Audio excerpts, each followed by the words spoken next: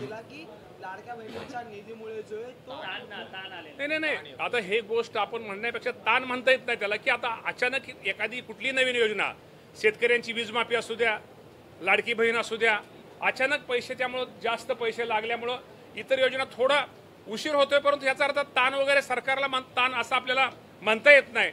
परंतु मी तुम्हाला एवढंच सांगतो की मला फक्त आज मी तुमच्यासमोर जो उभा आहे तो विनाकारण माझ्या काही गोष्टीचा, माझ्या बोलण्याचा अर्थ असा, ग्रामीण भागामध्ये आपण निधी वगैरे शेवटी सरपंच उपसरपंच येत असतात, थोडं आमची अडचण आहे, हा निधी लवकर आला नाही, मग त्यांना थोडं आपण एक समजावणीच्या भाषेत तुम्ही काळजी करू नका, थोडा ताण होता परंतु हळूहळू आपली परिस्थिती सुधारते.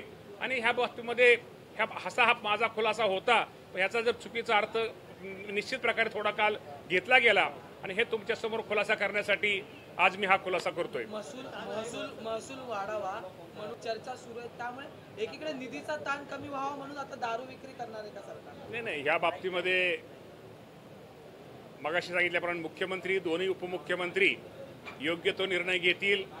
शेवटी हे महायुतीचं सरकार आहे, सर्वसामान्य माणसाने निवडून दिलेले सरकार आहे, त्यामुळे सर्वसामान्य माणसाचा विचार करूनच हे आमचे 3 नेते निर्णय घेतील.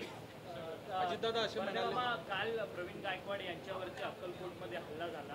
जो दीपक काटे ज्याने हल्ला घडवून आला तो शिवधर्म या संघटनेचा अध्यक्ष पण आहे आणि मूळचा इंदापूरचा अशी माहिती मिळते. ते इंदापूरचे आहेत, मूळ गाव त्यांचं इंदापूर आहे.